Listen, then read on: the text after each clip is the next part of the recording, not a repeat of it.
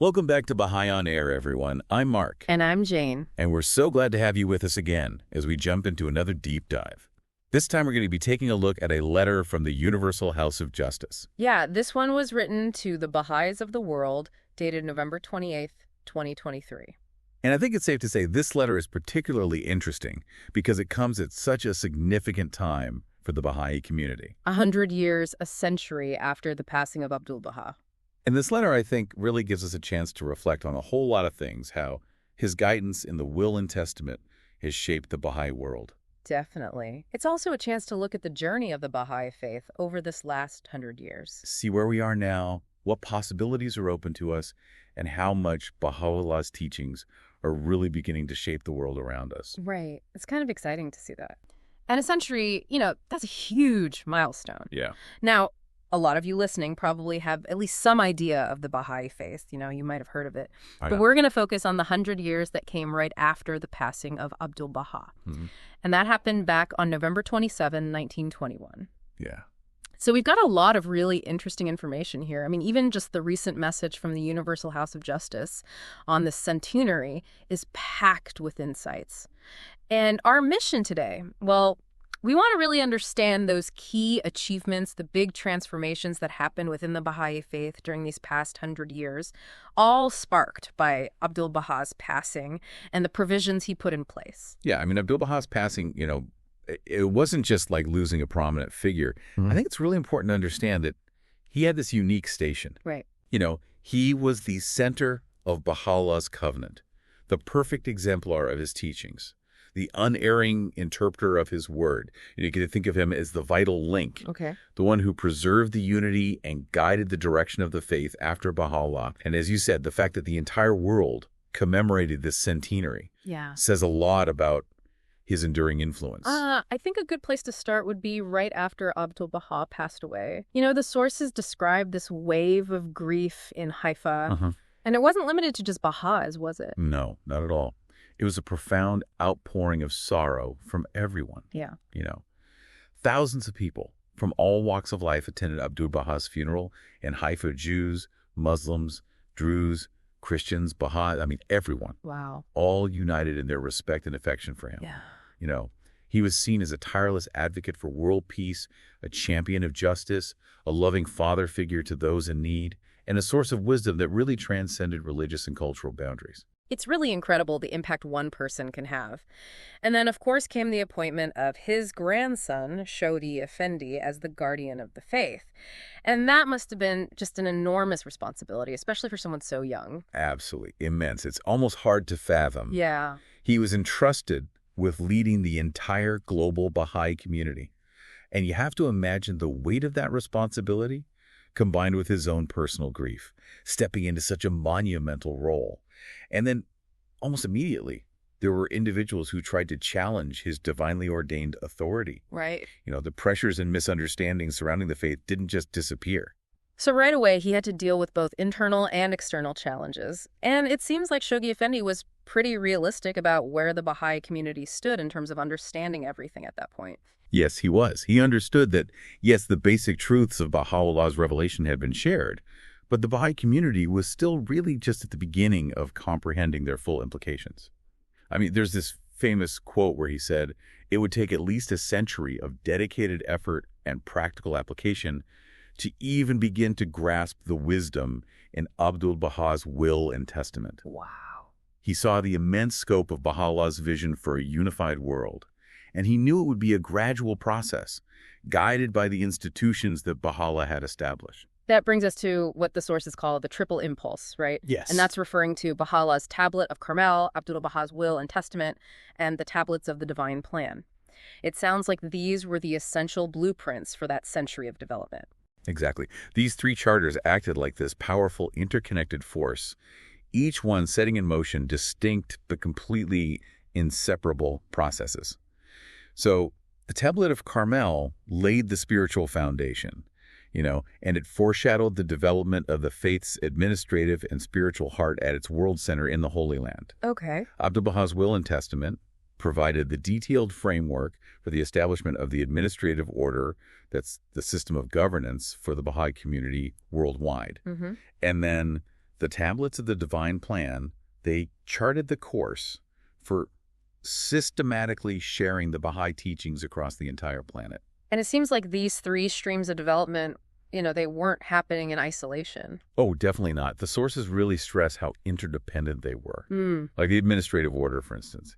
It serves as the vehicle for actually putting the divine plan into action. Right. And the progress of teaching and expansion, well, that fuels the growth and strength of the institutions in the administrative order. Yeah. And of course, the spiritual and administrative development at the world center, the nucleus of the faith. Right. Well, that both influences and is nurtured by the vitality and growth of the global Baha'i community. Now, one of the core concepts that comes up again and again is this idea of the covenant established by Baha'u'lláh. And it seems crucial for understanding the unity and resilience of the Baha'i faith over the past century. It's absolutely fundamental. Yeah. You see, Baha'u'lláh put this unique covenant in place to safeguard the unity of his followers, to preserve the purity of his teachings, and to ensure the continued progress of humanity toward spiritual maturity. He specifically designated Abdu'l-Bahá as the center of this covenant and instructed all Baha'is to turn to him for guidance and interpretation after his passing. And then, in turn, Abdu'l-Bahá set up the mechanisms to guarantee that this divinely ordained authority would continue. Right. Through his will and testament, Abdu'l-Bahá established the institutions of the guardianship and the universal house of justice. This was his way of perpetuating the covenant, making sure there was this clear and continuous line of authoritative guidance. And that effectively prevents the kind of fragmentation and schisms that have plagued other religious movements throughout history. The sources even quote Abdu'l-Bahá directly on this point, asking, if Baha'is cannot unite around one point, how will they be able to bring about the unity of mankind? Right. That's such a powerful statement. Yeah. It really shows how strategically important the covenant is. It's at the heart of everything. The ultimate aim of Baha'u'llah's revelation is the unification of humanity. If there were any kind of sectarianism or division within his own community, it would completely contradict and undermine that goal.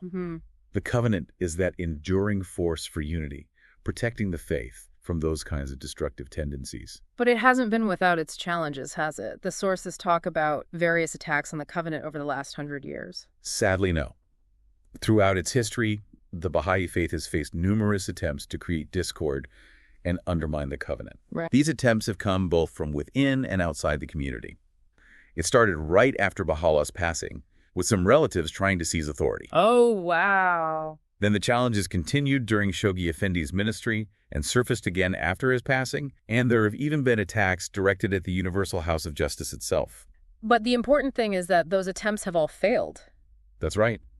Despite these challenges, the essential unity and integrity of the Baha'i faith, anchored in the covenant, have remained strong. The vast majority of believers have always looked to the designated centers of authority, Abdu'l-Bahá, the guardian, and the Universal House of Justice for guidance. It's through this adherence to the covenant that these tests have been overcome. And it's interesting. What's that? These very challenges have often deepened the community's understanding of and commitment to the covenant over time. So ultimately, where does the authority within this covenant reside? Because the sources mention two distinct but connected authoritative centers. Yes. Baha'u'llah's covenant established two vital centers of authority. The first is the book, The Sacred Revelation of Baha'u'lláh himself, along with the authoritative interpretations provided by Abdu'l-Bahá and Shoghi Effendi. This ensures the foundational teachings are accessible, understood clearly, and protected from misinterpretations. And the second? The second center of authority is the Universal House of Justice. Okay. The Baha'i writings are very explicit that this supreme institution is under the guidance of Baha'u'lláh and the Bab. As Abdu'l-Bahá affirmed, the House of Justice makes its decisions through the inspiration and confirmation of the Holy Spirit. Wow. It acts as a dynamic center, guiding the affairs of the global Baha'i community in a way that's completely in line with the original teachings, but it also has the flexibility to adapt to a world that's constantly changing. Now, when we talk about the development of the administrative order, it sounds like Abdu'l-Bahā's will and testament was the critical first step in setting up this structure. Absolutely. While Baha'u'llah's writings established the basic principles for Baha'i administration, it was Abdu'l-Bahā's will and testament that provided that detailed blueprint for the administrative order, that whole intricate system of elected councils and appointed individuals that govern the Baha'i community at every level. But, I mean, this sophisticated and interconnected global structure didn't just appear overnight, did it? No, not at all. Yeah. At the time Abdu'l-Bahá passed away, the institutional framework of the faith was still very much in its infancy. There were a relatively small number of local spiritual assemblies, and their functioning was a bit uneven. And importantly, there weren't any formally established national-level governing bodies. So Shoghi Effendi had this truly massive task of building that entire framework. He did, and he approached it with such dedication and foresight. He patiently guided the Baha'is as they gradually established local and national spiritual assemblies. He saw these local institutions as the essential building blocks for the Universal House of Justice, which would eventually be elected upon that foundation. Yeah. And he was always emphasizing that the administrative order was much more than just rules and regulations. It was a divinely ordained instrument. Right. It's meant to channel the spirit of the faith, the very nucleus of the future world order envisioned by Baha'u'lláh. So the sources describe this step-by-step development that happened under his leadership. Can you paint a picture of how that played out in practice? It was a really deliberate and gradual process, a lot of learning by doing. So Shoghi Effendi guided the Baha'is through extensive correspondence, patiently explaining the principles of Baha'i administration and how it should work in practice. He gave clear instructions on conducting Baha'i elections, establishing and managing the Baha'i Fund to support the faith's activities, organizing national conventions, and cultivating this harmonious relationship between local and national governing bodies. In the beginning, national spiritual assemblies often oversaw larger regions and then transitioned to represent specific countries as the number of Baha'is grew and communities matured. They also formed committees and agencies at both local and national levels to advance specific areas of Baha'i activity, like teaching and publishing Baha'i literature. And then later in his ministry, the focus shifted to developing international and continental institutions. Exactly. After decades of consolidating those administrative foundations at the local and national levels, Shoghi Effendi moved on to building at the international level. Okay. He established the International Baha'i Council in 1951, an appointed body that he explicitly described as a precursor to the Universal House of Justice. Wow. He also appointed the first Hands of the Cause of God. These were individuals who'd made outstanding contributions to propagating and protecting the faith. And it's a unique aspect of the Baha'i faith that the Hands of the Cause, even with their high spiritual station, didn't have legislative, executive, or judicial authority. Their main role was to encourage the believers, promote the growth of the faith, and safeguard its integrity. Then, in 1957, when Shoghi Effendi unexpectedly passed away, the Baha'i community was in a completely new situation. That's right. It was unprecedented. And for the next 6 years, the responsibility for guiding the global Baha'i community fell to the body of the Hands of the Cause of God. Mm-hmm. They had been designated by Shoghi Effendi as the chief stewards of the faith, and they demonstrated incredible unity and commitment to the principles he'd established. Yeah. They diligently oversaw the continued expansion of national spiritual assemblies around the world, and they paved the way for the election of the Universal House of Justice in 1963. And so the development of the administrative order continued under the Universal House of Justice. Absolutely. Since its establishment, the Universal House of Justice has really nurtured and expanded the reach of the administrative order. Okay. Some key milestones in this ongoing process include the adoption of its constitution in 1972. This codified the fundamental principles and functions of the institution. Then there was the creation of continental boards of counselors and the International Teaching Center, both meant to advise and assist the House of Justice in matters of teaching and protection. And of course, we've seen the multiplication of national and local spiritual assemblies around the world. They've also introduced regional Baha'i councils to decentralize administration even further and implemented the universal application of UHJ, a fundamental Baha'i law involving voluntary contributions from believers to support the faith's activities. Today, the administrative order is this vast, interconnected, and dynamic network that unites the Baha'i world in thought and action. And it sounds like the relationships and ways of interacting within that framework have also changed and developed over time. Definitely. There's a much more sophisticated and dynamic interplay now between individual believers, local communities, and the different levels of Baha'i institutions. Mm-hmm. It's characterized by this continuous cycle of studying the sacred texts, consulting on community matters, taking unified action towards common goals, and reflecting on the results of those actions. Individuals are empowered to take initiative and use their talents. Communities develop a stronger sense of shared purpose, and institutions offer guidance, resources, and facilitate collaboration and learning throughout the whole global network.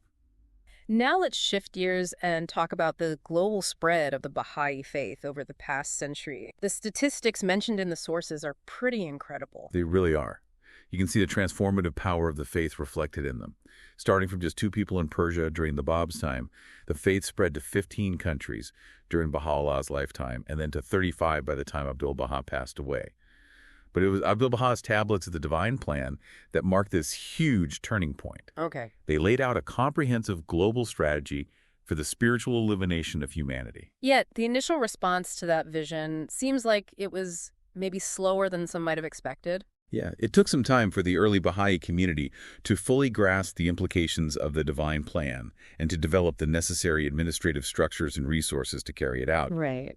But during this period, you had dedicated individuals like Martha Root who really emerged as pioneers, traveling extensively and actively sharing the Baha'i teachings in new places. Then Shoghi Effendi came in with a more systematic and organized way of fulfilling the aims of the Divine Plan. Right. Shoghi Effendi introduced a series of carefully designed plans, like the successive 7-year plans, to methodically achieve the goals of the Divine Plan. These plans usually focused on teaching the core principles of the faith, establishing local spiritual assemblies as the fundamental units of Baha'i community life, and opening up new territories to Baha'u'llah's teachings. National Baha'i communities around the world, they were guided to develop their own specific plans, all following a similar pattern of expansion and consolidation. And as the faith expanded geographically, there was a parallel effort to solidify the Baha'i identity. Exactly. Alongside the outward spread, Shoghi Effendi prioritized the internal development of the community. He really focused on helping believers deepen their understanding of Baha'i history and scripture. They adopted and started using the Baha'i calendar, observing the Baha'i feasts and holy days, and living according to the laws and principles of Baha'u'lláh. All these things played a vital role in solidifying the Baha'i faith as a distinct world religion with its own unique spiritual and cultural identity. The 10-year crusade sounds like a particularly important period of international collaboration in teaching. Oh, it was a major turning point. Launched in 1953, the 10-year crusade was this unprecedented unified effort by all the national spiritual assemblies to implement a truly global teaching plan. Wow. It was a huge leap forward for international cooperation. And it's when we started seeing what we call entry by troops. That's when large groups of people in different regions embraced the Baha'i faith at the same time. And this systematic pursuit of the Divine Plan has continued under the guidance of the Universal House of Justice. Absolutely. The Universal House of Justice has been carrying on this vital work. They've consistently emphasized the need for everyone to participate in teaching, deepening the believer's understanding of the teachings, and continually strengthening local, national, and international institutions.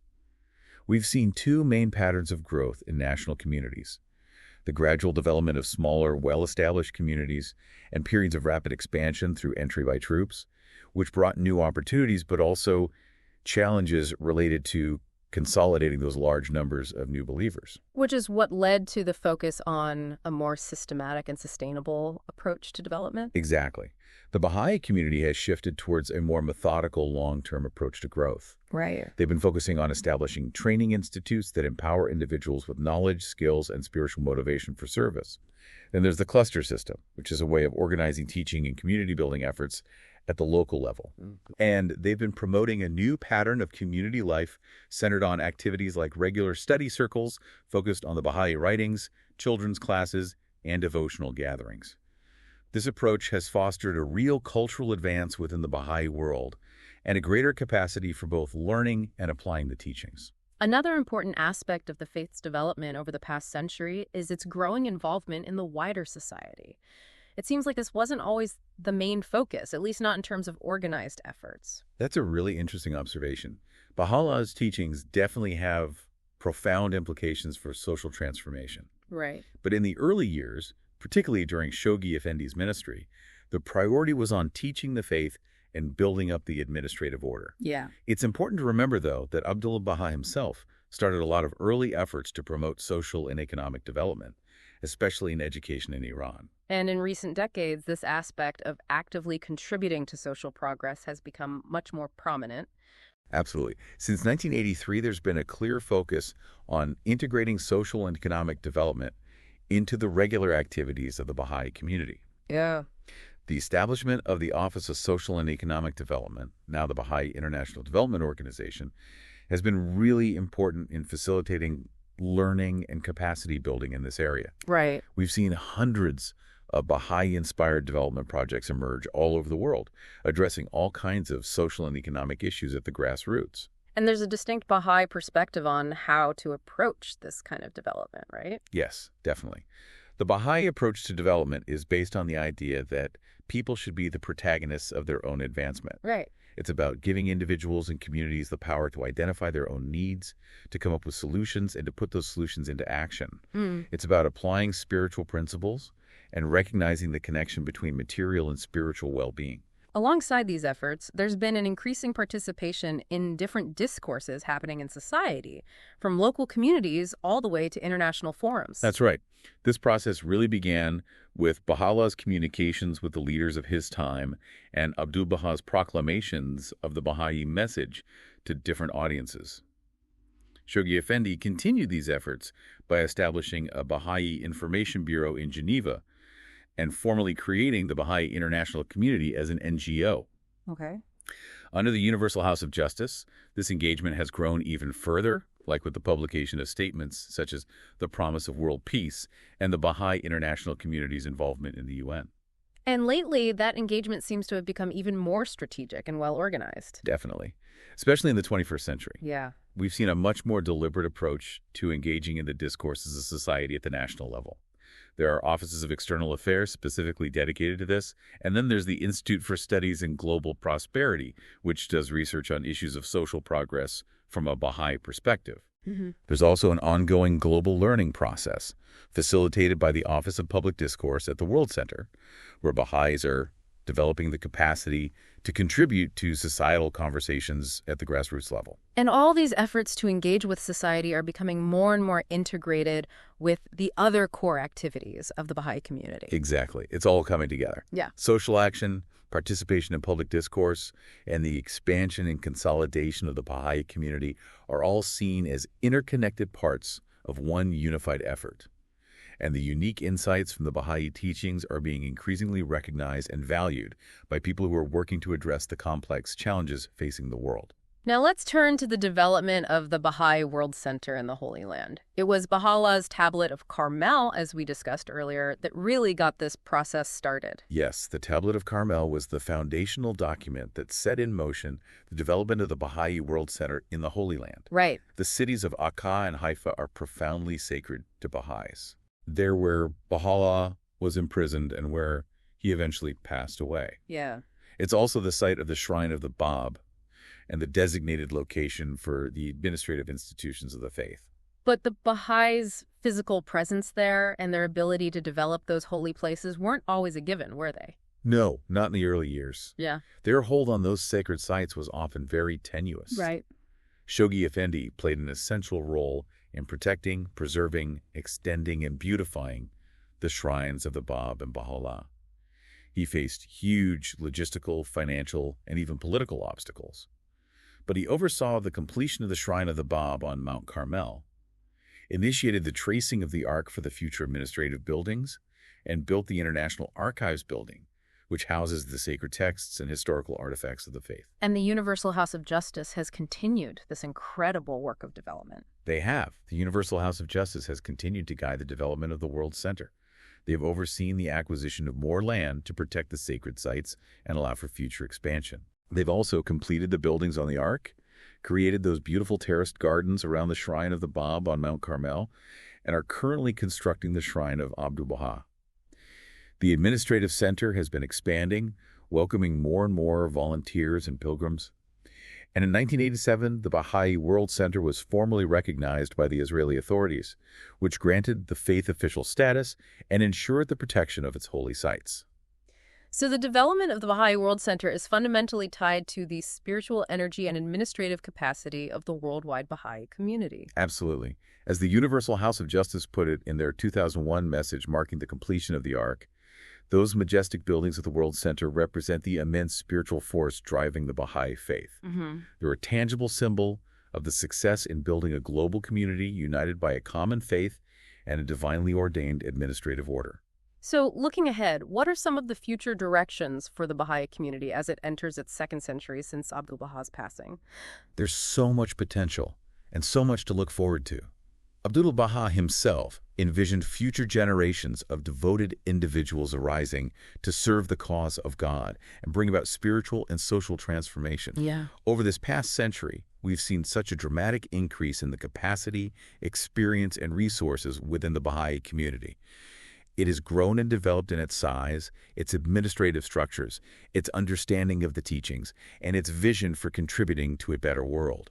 It's a constant journey of learning, adapting, and tackling complex questions as the faith unfolds according to Baha'u'llah's plan. And it seems like there's a growing sense of unity and coherence in all these efforts. Yes, absolutely. There's a constantly evolving framework that guides everything. It's based on the core truths and principles of the Baha'i revelation, and is continually being enriched by knowledge from all sorts of fields. This framework allows the Baha'i community to translate Baha'u'llah's teachings into action. The current 9-year plan, for instance, emphasizes the growth of community building programs, social action initiatives, participation in public discourse, strengthening training institutes, promoting the equality of women, consolidating Baha'i institutions, and fostering a vibrant intellectual life within the community. And all of this is taking place against the background of those global processes of disintegration and integration. That's right. The world is going through this incredibly transformative period. We're seeing so much division and conflict and decay, but at the same time, there's also a movement toward greater interconnectedness, collaboration, and a recognition that we're all interdependent. The Baha'i community, although not immune to these forces, strives to stay true to Baha'u'llah's teachings. They avoid getting caught up in divisive debates and focus their energy on constructive action. The Baha'is of Iran, who face so much persecution, they're a shining example of this commitment and resilience. So the way forward is to hold on to those core teachings and resist division. Exactly. Baha'u'lláh himself warned against those who would try to come between the individual and the divine. He emphasized the role of the all-knowing physician in guiding humanity toward his healing. And Chogi Effendi, he urged the builders of the faith to move forward with determination amidst the chaos and confusion of the world. He said to the Baha'is in America that the time would come for them to engage with their fellow citizens in addressing the pressing needs of society. And that time, it's now. It's a call to action for Baha'is everywhere. And part of that is recognizing that every person, every nation, has a part to play in rebuilding society. That's right. Everyone has unique capacities and can contribute to a more just and peaceful world. The Baha'i community's role is to help people unlock their potential, to work with those who share their vision for a better future, to foster consensus and unity. The world is definitely moving towards unity, and the Baha'i community is working hard to be part of that process. It's been so fascinating to take this deep dive with you. It's hard to fully grasp how much transformation has happened in the Baha'i faith since Abdu'l-Bahá's passing. It really is remarkable. From those early years, the Baha'i faith has become this globally established community. It's got a sophisticated administrative structure, a deep commitment to social progress and justice, and it's increasingly influencing global conversations about peace, unity, and the future of humanity. And it's all rooted in the legacy of Abdu'l-Bahá and the power of Baha'u'llah's covenant. It makes you realize just how much impact that pivotal moment a century ago has had. Definitely. It makes you think. You know, all the principles that have driven this development, like the oneness of humanity, the importance of justice, the transformative power of service, could they offer insights for solving the big problems facing humanity today? That interplay of spiritual principles and real action that's been so characteristic of the Baha'i community's journey, could that inspire new ways of thinking about creating a better future for everyone? That's a really thought-provoking idea to end on. Thank you so much for joining us on this deep dive. It was my pleasure. And to all our listeners, we'll see you next time on The Deep Dive.